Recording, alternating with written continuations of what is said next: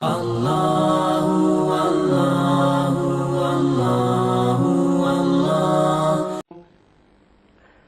باللہ من الشیطان الرجیم بسم اللہ الرحمن الرحیم۔ خواتین و حضرات السلام علیکم ورحمۃ اللہ وبرکاتہ۔ مغفرت پروگرام احکام شریعت اور مفسدات نماز سے تعلق رکھنے والے مسائل لے کے ایک دفعہ پھر ہم آپ کی خدمت میں آپ کے سامنے موجود ہیں۔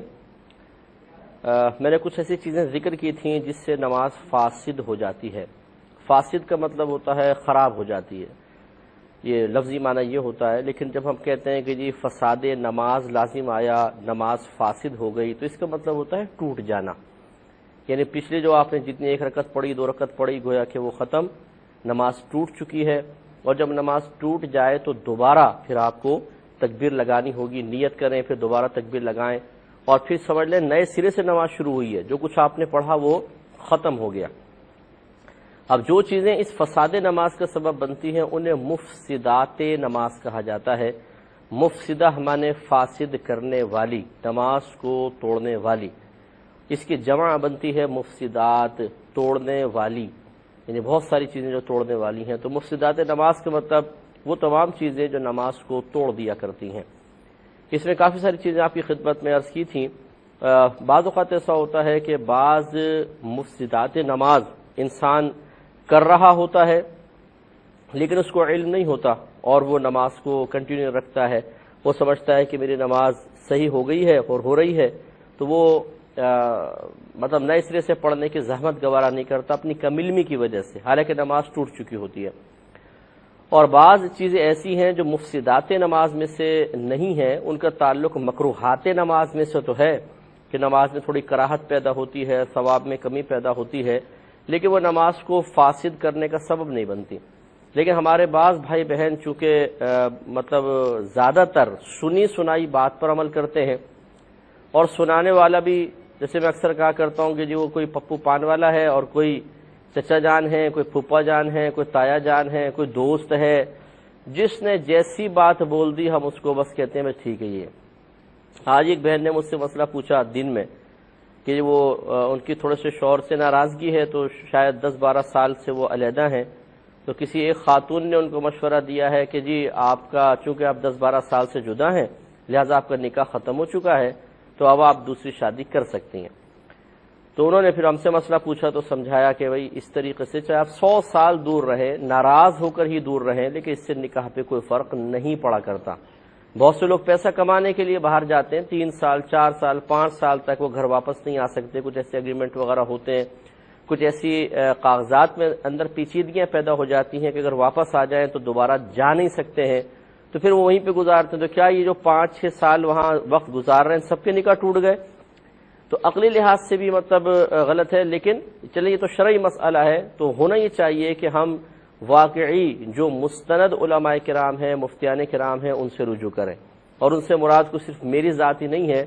یہ بعض اوقات ایسا ہوتا ہے کہ ہم کوئی مشورہ دیتے ہیں، بھائی وغیرہ بہنیں ہمیں کال کرتی ہیں، کال اٹینڈ نہیں ہو پاتی، میل کے جواب میں تھوڑا سا ڈیلے ہو جاتا ہے کیونکہ مصروفیات بعض اوقات بہت زیادہ ہوتی ہیں، میسیج پہ جواب نہیں دے سکتے ہیں، تو وہ ہمیں ڈانٹنے لگ جاتے ہیں کہ جی آپ ترغیب تو دیتے ہیں کہ مسئلے معلوم کریں، علماء سے رجوع کریں، ہم رجوع کرتے ہیں تو آپ جواب ہی نہیں دیتے۔ تو وہی میں نے یہ کب کہا ہے کہ آپ سب مجھ سے رجوع کریں، اور بہت سارے علماء کرام ہیں، اچھے مفتیان کرام ہیں، ان سے آپ رجوع کر سکتے ہیں۔ تو بہرحال ہمیں سعادت حاصل ہوگی، ہم جواب دیتے ہیں، بہت سو کو جواب دیتا ہوں دن بھر میں، تو بہرحال لیکن کہنے کا مطلب یہ ہے کہ جب تک ہم علم واقعی مستند ذرائع سے حاصل نہیں کریں گے، اور ہم اسی طریقے سے سطحی قسم کے لوگوں سے ملاقات کر کے ان سے علم حاصل کر کے ان کی دی ہوئی معلومات پر اپنے مستقبل کی بڑی بڑی چیزوں کے فیصلے کریں گے، ان کی بنیاد رکھیں گے، کبھی گمراہی سے نہیں بچ سکتے ہیں۔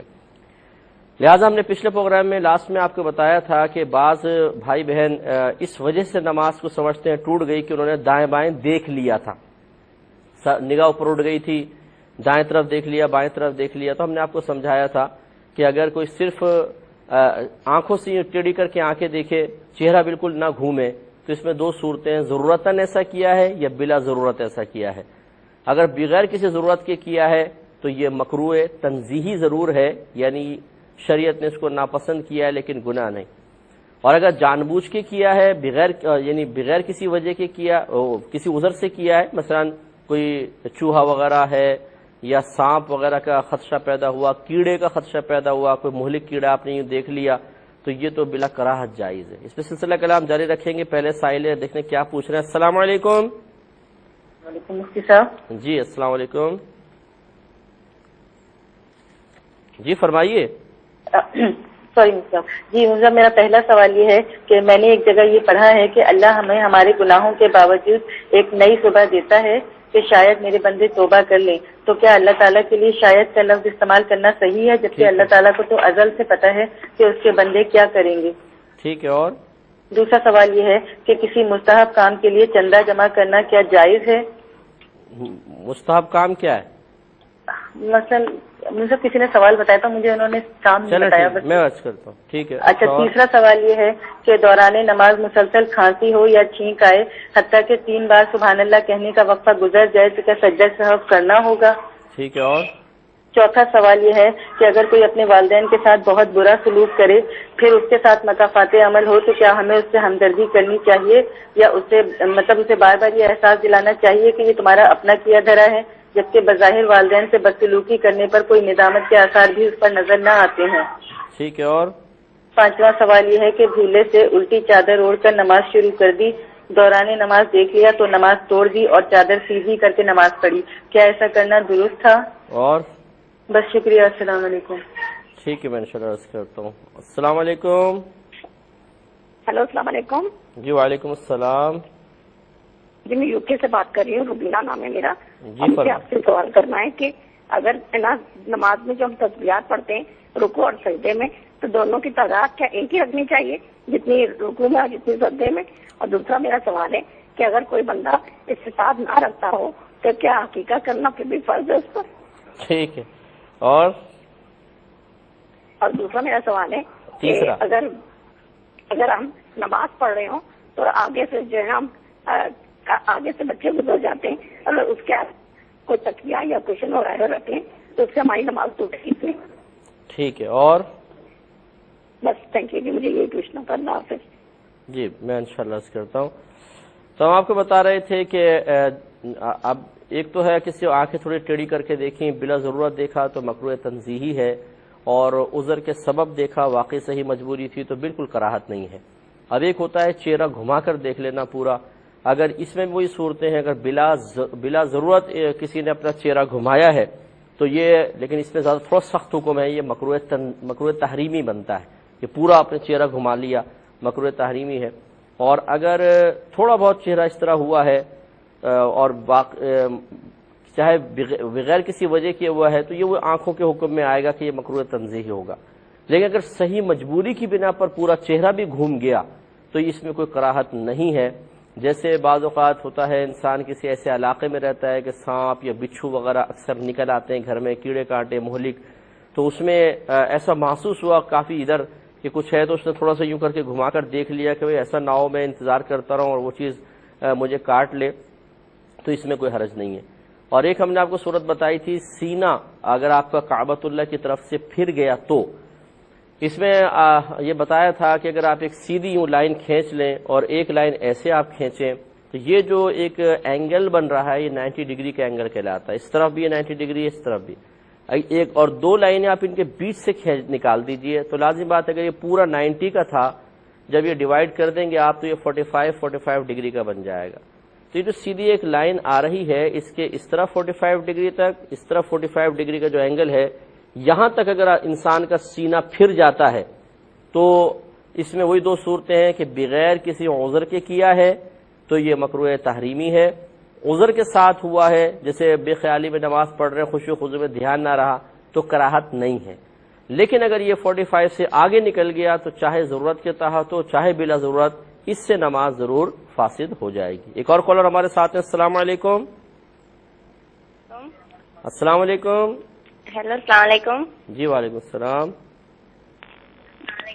میرا سوال یہ ہے کہ آج میں نماز پڑھ رہی تھی تو سامنے سے گزرنے لگی تو میں نے ہاتھ مار کے نماز کے دوران ہی اسے پیچھے ہٹا دیا، جب میں سجدے میں گئی تو وہ میرے آگے سے گزر گئی، کیا اس طرح سے میری نماز ٹوٹ گئی یا رہ گئی؟ کون گزر گیا تھا؟ بلی۔ بلی، آپ نے بلی پہ حملہ کر دیا دوران نماز؟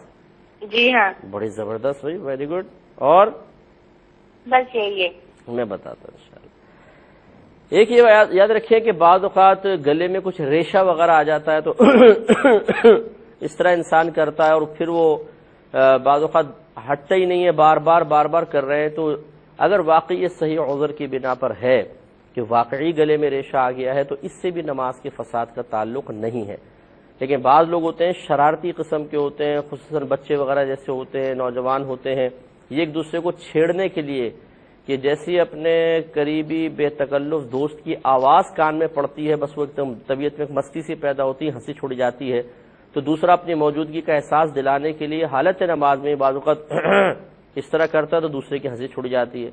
تو اس طریقے سے اگر اس میں الفاظ نہیں بنے، صرف آپ نے ایک مستی کا مذاق کا ارادہ کیا ہے تو تب بھی یہ حرام فعل ہے، کیونکہ اس سے نماز ٹوٹے گی تو نہیں لیکن بہرحال گنہگار ہوں گے، کیونکہ حالت نماز میں اللہ تبارک و تعالیٰ کی طرف کامل توجہ چاہیے تھی اور یہ فعل کامل توجہ نہ ہونے کے اوپر نشاندہی کر رہا ہے، اس پر دال ہے. دوسری بات یہ کہ نماز میں اللہ تعالیٰ کی طرف سے توجہ ہٹانا یہ شیطان کا کام ہے.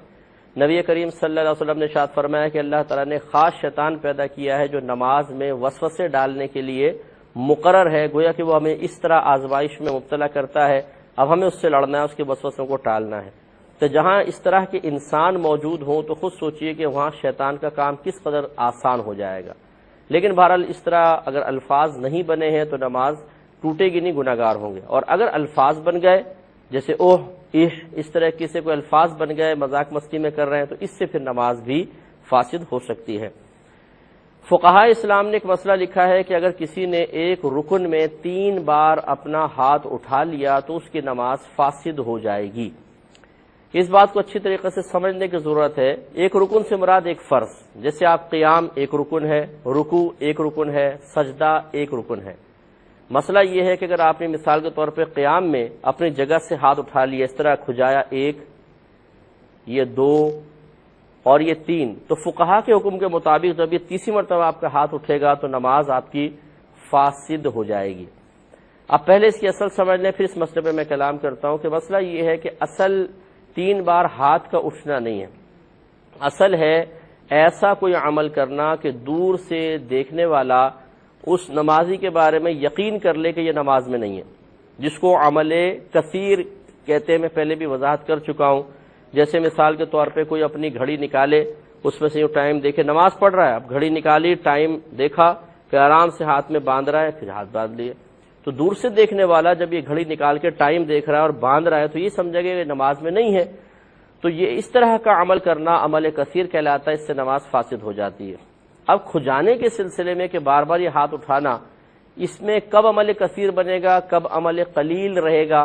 کیونکہ اگر ایسا عمل کیا کہ دور سے دیکھنے میں دیکھنے والے کو یقین کامل حاصل نہیں ہو رہا کہ یہ نماز میں ہے یا نہیں، یہ نماز میں نہیں ہے، اس کا یقین کامل حاصل نہیں ہو رہا، تو پھر یہ عمل قلیل کہلاتا ہے. اور اگر اس کو دیکھنے پر یقین کامل گویا کہ حاصل ہو رہا ہے تو عمل کثیر کہلاتا ہے.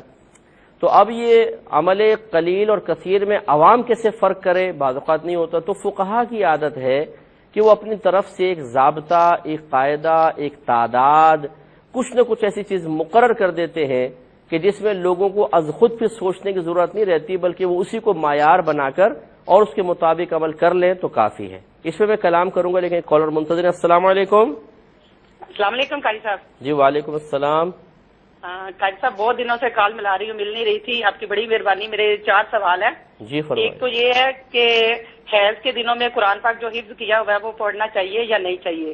دوسرا یہ ہے کہ رمضان کا جب روزہ رکھتے ہیں تو روزے حیض کی وجہ سے کچھ چھٹ جاتے ہیں، تو اگر گولیاں کھا کے بندہ حیض کے روزے پورے کر لے تو اس میں ثواب ملے گا یا گناہگار ہوں گے؟ ٹھیک ہے. تیسرا یہ ہے کہ اگر ہم پاکستان میں قربانی کے اپنے ذاتی پیسے دے دیں تو کیا یہ قربانی ہو جائے گی؟ چوتھا یہ ہے کہ میری بہن کو طلاق ہو گئی ہے تو اس کو اگر میں کچھ پیسے دے دوں اپنے ذاتی پیسوں میں سے تو کیا مجھے اس کا کوئی اجر ملے گا؟ ٹھیک ہے. اور ہاں جی بہت مہربانی، بہت شکریہ. میں دبئی سے کال کر جی میں انشاءاللہ اس کا. تو ایک اور کالر ہے. السلام علیکم. ایک مختصر سا وقفہ لیں گے، ہمیں یقین ہے آپ ہمارا انتظار فرمائیں گے. میرے گرد لب ہے نبی نبی،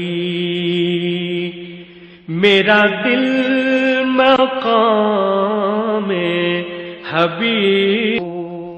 بسم اللہ الرحمن الرحیم۔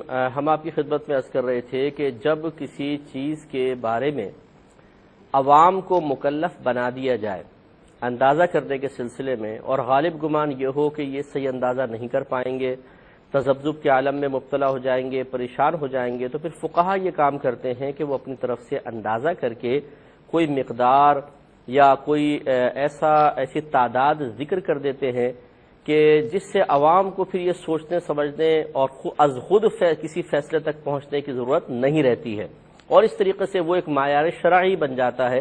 کیونکہ جیسے ہم نے آپ کو بتایا کہ اللہ تعالیٰ نے ارشاد فرمایا فَاسْأَلُوا أَهْلَ الذِّكْرِ إِن كُنتُمْ لَا تَعْلَمُونَ، اگر تم نہیں جانتے تو اہل علم سے سوال کرو۔ تو لہٰذا اہل علم کے پاس آپ آئے، اب آپ کو آنے کا حکم دیا گیا تو لازم بات ہے کہ اہل علم کو بتانے کا حکم ہوگا۔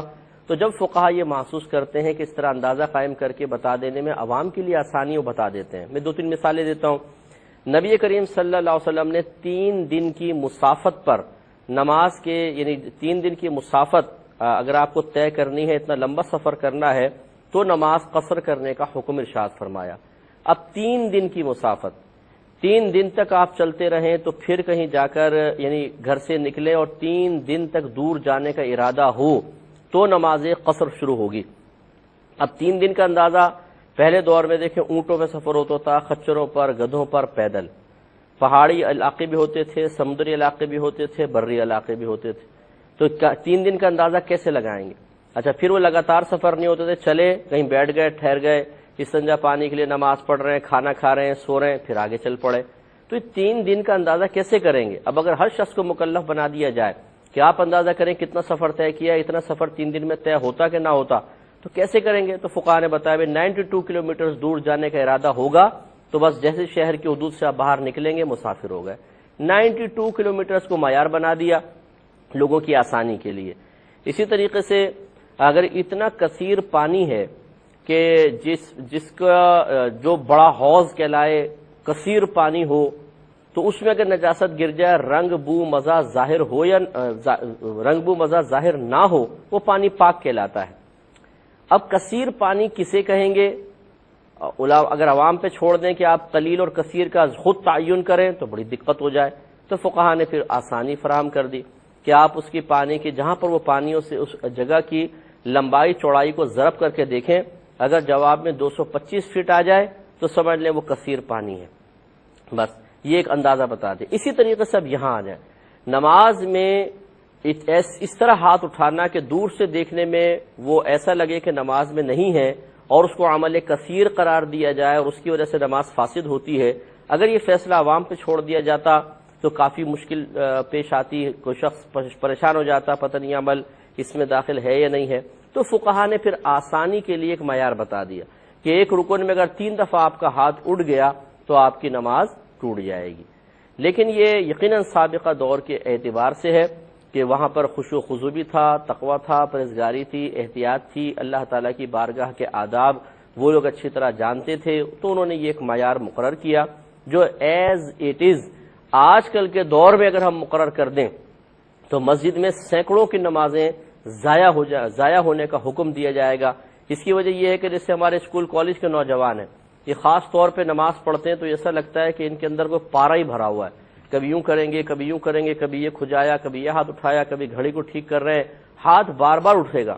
آپ اندازہ غور کر لیجئے گا کہ ان کا ایک رکن میں 3 نہیں 10 بار ہاتھ اٹھتا ہے۔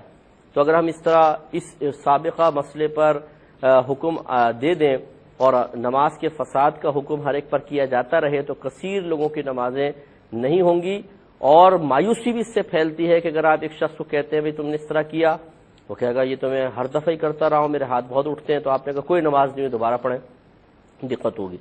خلاصے کلام یہ ہے کہ مسئلہ تو ہم یہی بتائیں گے کہ 3 دفعہ ہاتھ اٹھ جائے تو نماز فاسد ہوتی ہے ایک رکن میں، لیکن اگر کوئی پرٹیکولر ایسا مسئلہ ہمارے سامنے آتا ہے کہ جس میں ہم یہ اندازہ کرتے ہیں کہ اس قسم کے مسائل میں عوام الناس سے کچھ رعایت دینی چاہیے، تو ایک مفتی صاحب اگر دیں تو ان کو اجازت ہو سکتی ہے، کیونکہ یہ کوئی شرعی ضابطہ قاعدہ نہیں ہے، یہ فقہا کا اپنا قائم کردہ ایک اندازہ ہے، وہ انہوں نے معیار مقرر کیا ہے 3 دفعہ ایک رکن میں ہاتھ اٹھے تو نماز فاسد ہوتی ہے، اور فقہا کا اکثر یہی ضابطہ قاعدہ ہوتا ہے کہ جب وہ اپنے رائے کے برخلاف لوگوں میں کوئی چیز بہت کثیر دیکھتے ہیں تو اپنی رائے کو تھوڑا سا واپس لیتے ہیں کہ ایسا نہ ہو ہماری ذاتی رائے سے کسی کی نماز کی بربادی کا سامان ہو رہا ہو، اور ہماری ذاتی رائے کی وجہ سے کوئی شخص گناہگار بلکہ کثیر لوگ گناہگار ان کا گناہگار ہونا لازم ہو رہا ہو تو اپنی رائے کو واپس لیتے ہیں۔ خلاصہ کلام یہ ہے کہ 3 دفعہ ایک رکن میں ہاتھ اٹھنے کے سلسلے میں کوئی نتیجہ مرتب کرنے سے پہلے آپ کو مستند مفتیان کرام کے بارے میں ان سے رجوع کرنا ہوگا۔ اب میں اتنی لمبی بات کیوں کر رہا ہوں، بس میں آخری بات عرض کر کے پھر اپنا بیان جوابات شروع کرتے ہیں۔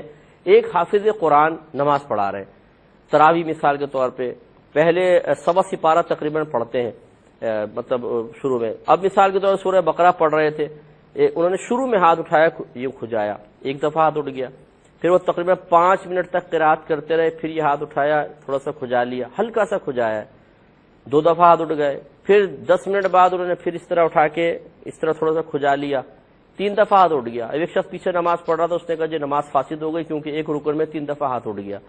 حالانکہ کوئی بھی اس 3 دفعہ ہاتھ اٹھنے کو دیکھ کر یہ نہیں کہہ سکتا کہ یہ عمل کثیر ہے، کیونکہ انہوں نے وقفے سے کیا اور اتنا قلیل سے ہاتھ اٹھا کے بس فوراً یوں کر لیا، تو اس پر ہم فوراً کیسے فساد نماز کا حکم دے سکتے ہیں؟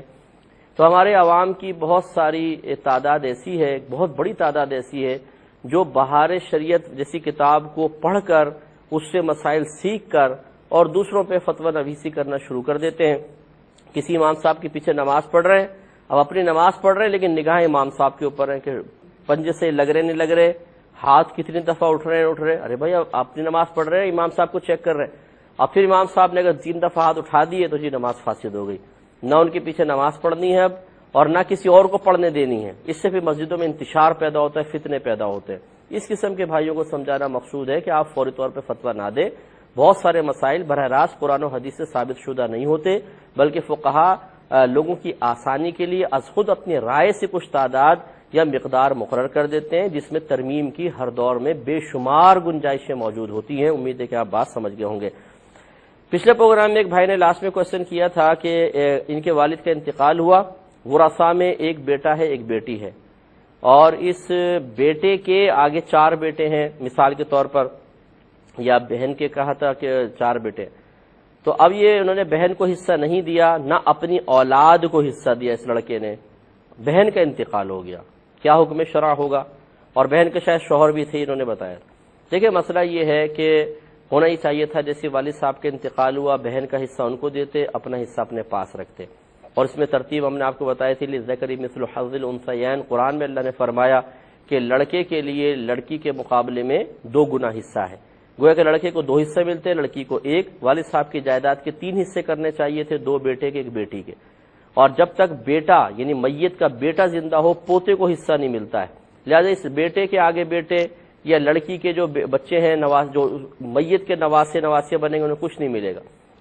پھر یہ جب حصہ تقسیم نہیں کیا، بہن کا انتقال ہو گیا، تو اب یاد رکھیں کہ بہن کا کہ جتنے بھی ورثاء ہیں وہ شوہر ہوں یا ان کے اولاد ہو، اب پہلے آپ ان کو زندہ تصور کر کے والد صاحب کی جائیداد تقسیم کریں گے، انہیں 1 حصہ دیا، اپنے پاس 2 حصے رکھے، اب وہ فوت ہو گئی ہیں، اب ان کا جتنا حصہ ہے اس میں سے ان کے شوہر کو اور ان کے بچوں کو حصہ ضرور ملے گا، اور اس میں مطلب یہ تو خیر محروم رہیں گے کیوں ان کے بیٹے موجود ہیں، اس طریقے سے آپ حصہ بنائیں گے۔ لیکن خود کرنے میں تھوڑی سی دقت ہوتی ہے کہ اب ان کو کتنا دیں گے کتنا نہیں، تو آپ کسی اچھے مستند کوئی دارالفتہ ہو قریب، اس سے آپ فتویٰ لے لیں، لیکن خلاصہ کلام یہ ہے کہ ہوگا یہی جو ہم آپ کی خدمت میں عرض کر رہے ہیں، اس ترتیب سے آپ کو دینا پڑے گا۔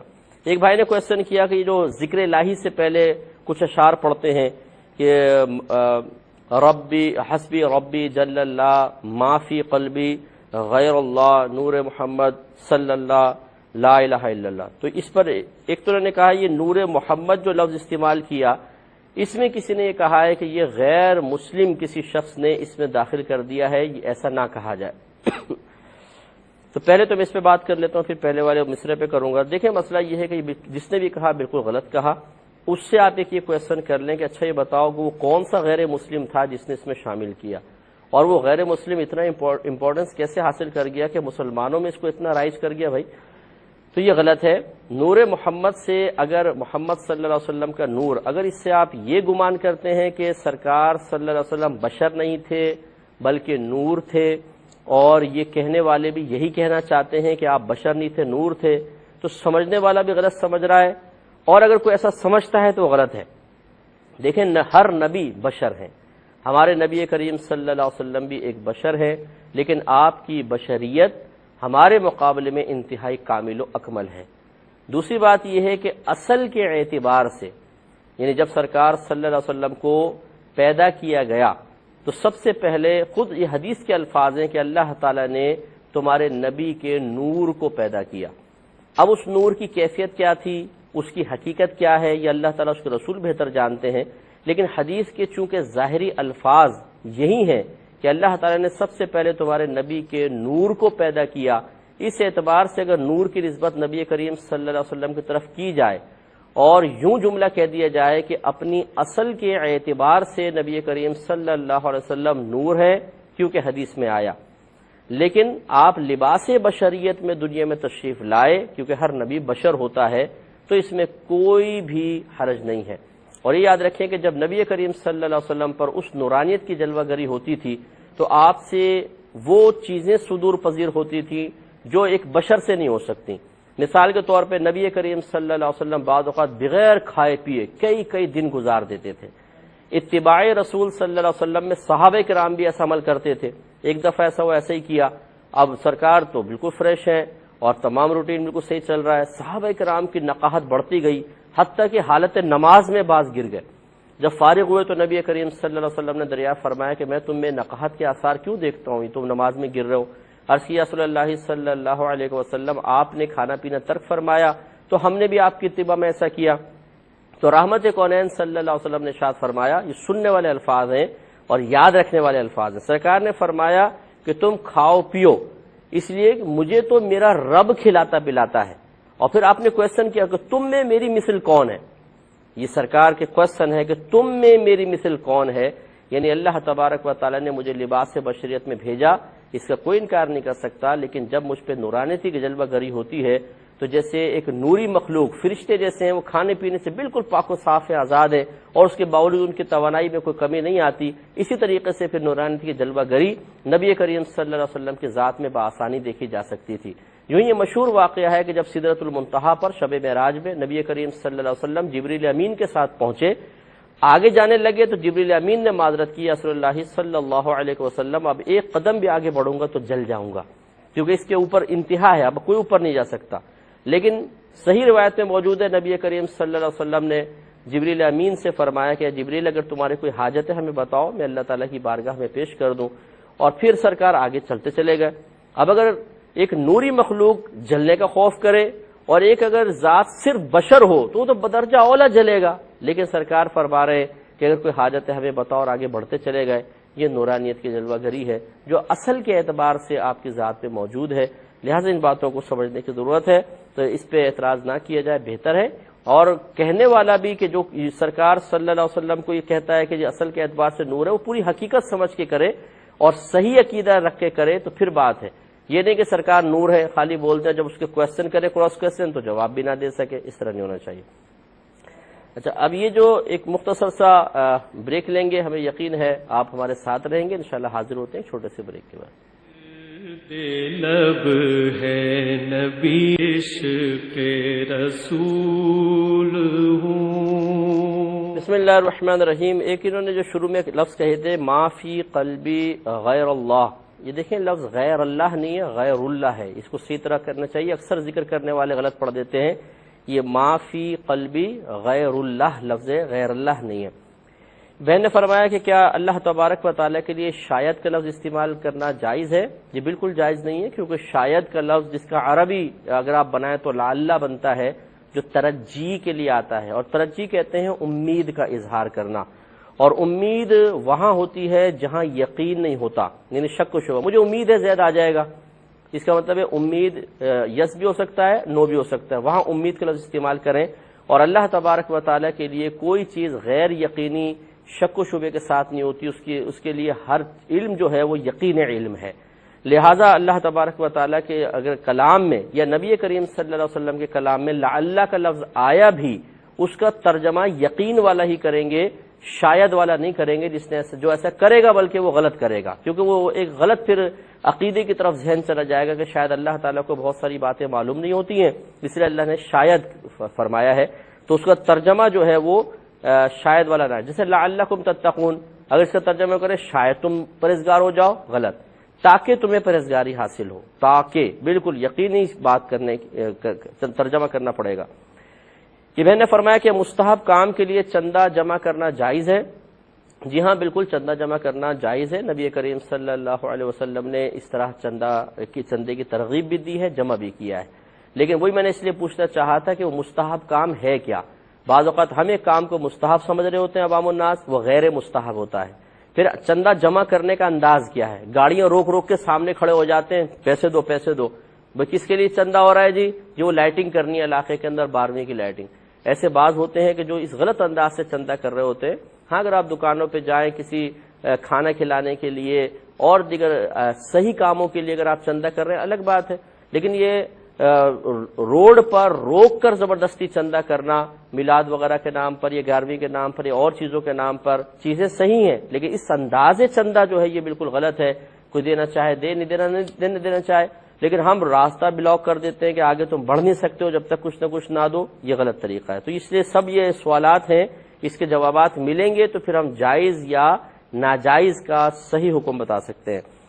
یہ کہتی ہیں کہ اگر یہ کسی کوئی والدین کا نافرمان تھا مثال کے طور پہ، اب اس کے ساتھ برا معاملہ ہو گیا، تو کیا ہم اس کو شرمندہ کر سکتے ہیں؟ یہ احساس دلا سکتے ہیں کہ دیکھو تم نے والدین کی نافرمانی کی تھی یا ان کے ساتھ برا سلوک کیا تھا تو مکافات عمل کے طور پہ ایسا ہوا ہے، کیا یہ صحیح ہے؟ یا اظہار ہمدردی کر سکتے ہیں کہ بڑا افسوس ہوا لیکن دیکھو تم نے ایسا کیا تھا نا، ایسا ہو گیا۔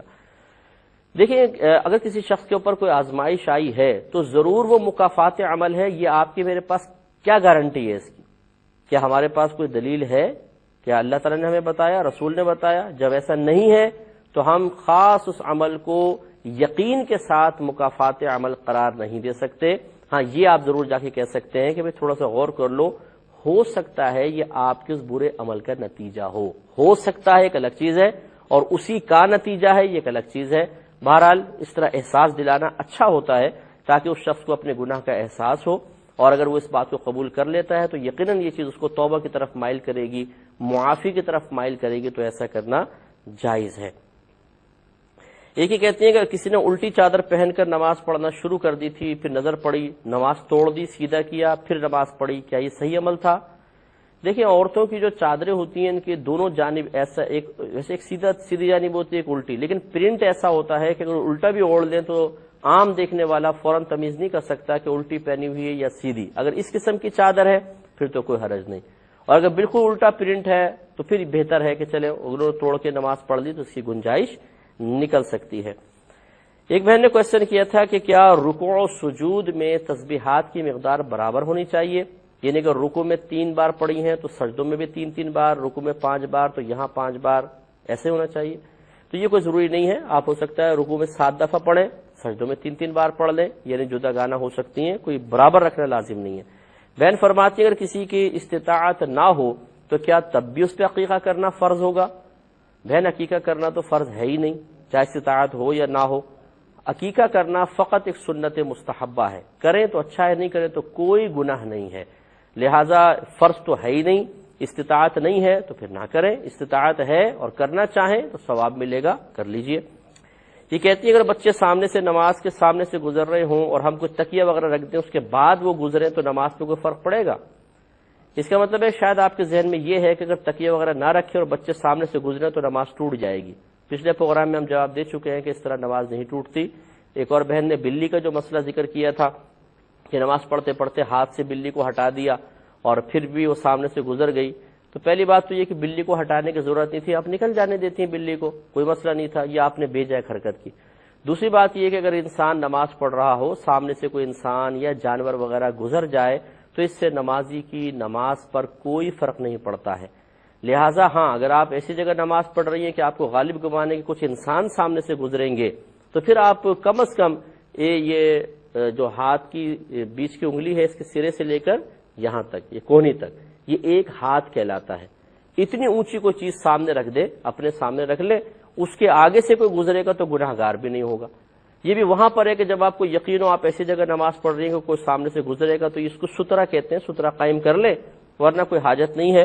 اور اگر سترہ قائم آپ نے نہیں کیا، کوئی سامنے سے گزر گیا، میں بتا چکا ہوں، اس سے نماز فاسد نہیں ہوتی ہے.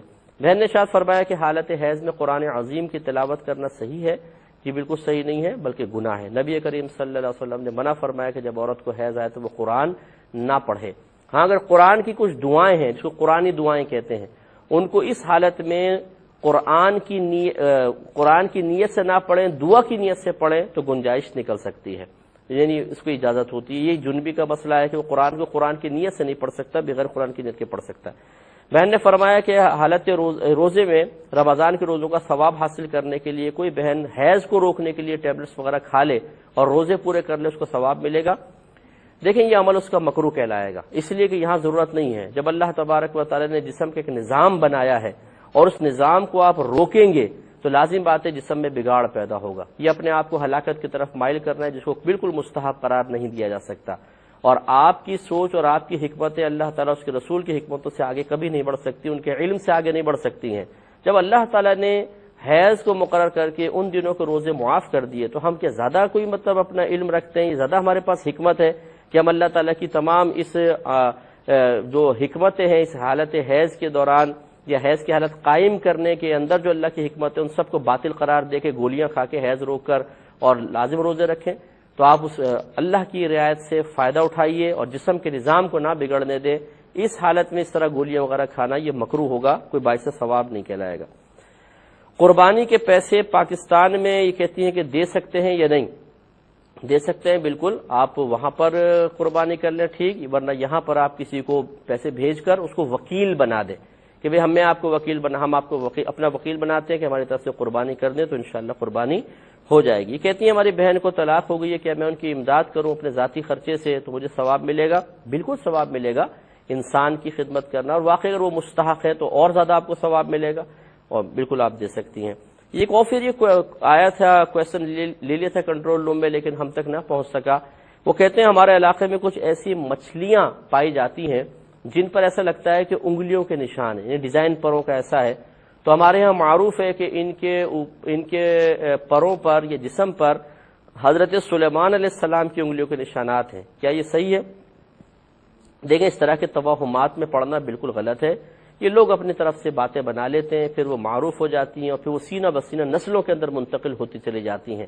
جب تک قرآن یا حدیث سے اس طرح کی چیزوں کا ثبوت نہ ملے، اس طرح کے عقیدت قائم کرنا اور اس طرح کی بے سروپا باتوں کے پیچھے چلنا یہ دین کو خراب کرنے کے مترادف ہے.